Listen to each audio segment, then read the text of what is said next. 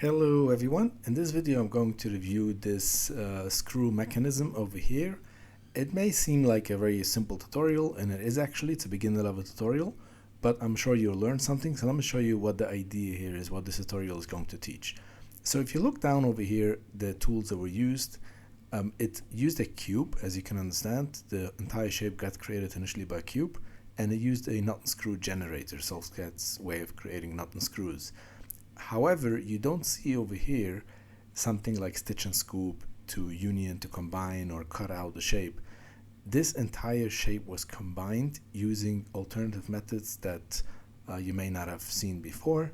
So it is still a very simple tutorial, but it's actually quite interesting, creative way how this is created. It uses tools like fill polygon, merge and fill polygon. So let me get started. Okay, so I'm going to load the tutorial, and you can obviously click over there to load, or I've downloaded so I can load it from here. It has only 50 steps. It's relatively quick.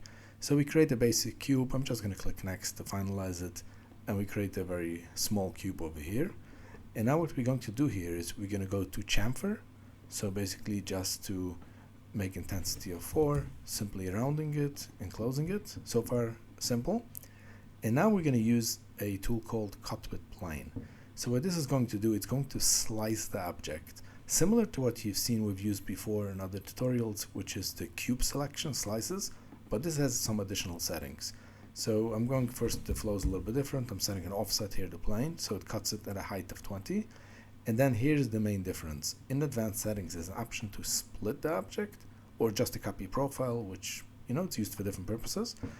And then you have an option to fill cuts. Normally when you cut, you want it to be filled, completely closed. In this case, actually, we don't want it to be filled, so it's going to stay open, two separate objects open. If you're going to see if we can isolate this object, this stays open. And what means staying open, if I turn on backface coloring, we see the inside colors. That means this is just a surface. It's not yet a solid because we cut it. If you would have chosen to close it, this face over here would be closed. You can anytime also click on fill polygons to close it. But that's not what we want to do over here. We're going to manually fill it. We're going to create a nut and screw, and I'm just going to, instead of typing in the values here, I'm going to click next to fill it in for me and finalizing it. So what we did over here, we checked there's an option nut and screw, so we created a nut and a screw together, and it gets created on the floor, and we wanted to position it over here. So we're going to use here the align tool to align it. And you may be familiar from other tutorials, use the align tool, this option where you drop down, you choose what to align it to based on the bottom and center. We're going to use here a more advanced feature, which is plane. And when you want it to align it to a plane, you can set the origin where you want to align it. Now, you want to align, basically click here. So this is basically the origin element. This means I'm not saying find me like a center or a top or bottom. I'm giving you the exact point to align to something. And the something is in this case a plane. So we set a reference plane. Now when I do set a reference plane, if this would have been filled, I can just click on a plane on the top and choose. But because we don't have a face over here, we're going to use the draw option. So we're going to draw a plane. And this is a standard function whenever you draw a plane. It could be in drawing where you create a custom plane, or even cut with plane actually has also an option to create a custom plane.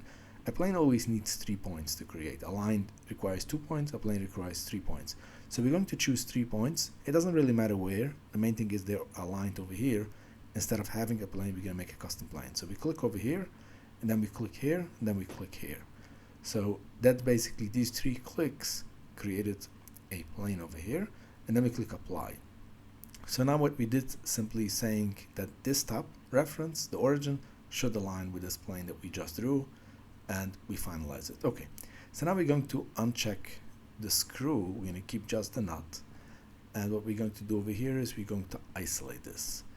So now we have this option over here, and this is still a solid object. So we're going to go to the polygon mode, and we're going to select all of these outside faces basically, and faces over here, these faces, and we're simply going to delete them. You can click here delete, or just your key on the keyboard delete. And as you see now, this is actually, we deleted the outside, so you see the color, the surface. This is also only a surface, so it's kind of raw. You see only the inside is supposed to be like this, and the outside is like this. And now what we're going to do here is we're also going to select this mesh over here. So actually we just visualize it. Let's see what we do next.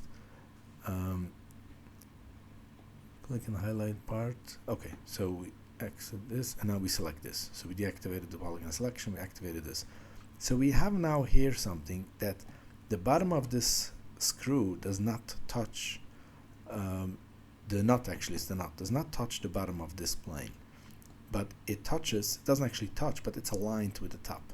So what we're going to do now is we're going to merge them together. You can do it from the edit mode, or you can use Control M to merge. So we're going to go Control M to merge. And merging actually is available in Combine also. There's a tool over here in Utilities Combine. In Combine you have a merge, but you can also use just a hotkey or from here, merge.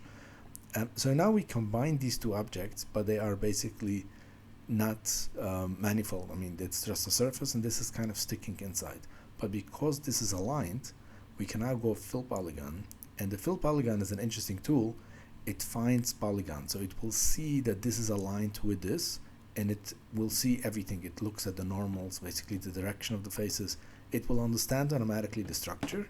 And look what's happening. It fills it like this, and we just click to finalize. The problem here is that it detected the top surface, but we still have the outside over here. This surface was pointing in the wrong direction. I mean, initially it was good, but now that we merged it, we must point it in the other direction. So we're simply going to use a tool called Flip Normals, and now it's flipped, and now we have it perfectly fine. So this piece is already created, and now we're gonna visualize the other shape, and we go to inverse select. So we select this shape now, and we're going to move it, simply move it up a little bit so we can see what's going on. And closing this, and now what we're going to do is merge these two. So we're going to click Control M to merge these two, and we're going to do the same thing here. You see these two are merged, where this screw is already aligned with this section over here, but it's not closed. So we're going to use the Fill Polygon now. And by the way, all of these have hotkeys. I just don't remember them. So now you see this is filled completely. So we have both of them filled, and we select both of them. We're just going to color them, and that's basically it. So this is done the tutorial. Now, what benefit is this approach? First of all, it's a way of teaching these tools.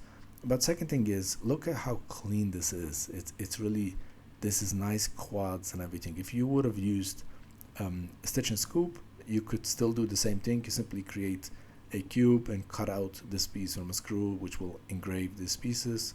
And over here, do a union to combine them. Maybe a little bit easier. But yeah, this is another way of doing it, and it gives you a much cleaner geometry how to do that. So this technique of filling and aligning, creating surfaces and cutting could be used in a lot of stuff where Stitch and Scoop is not ideal. So yeah, it's good to learn this. So hope you learned something new.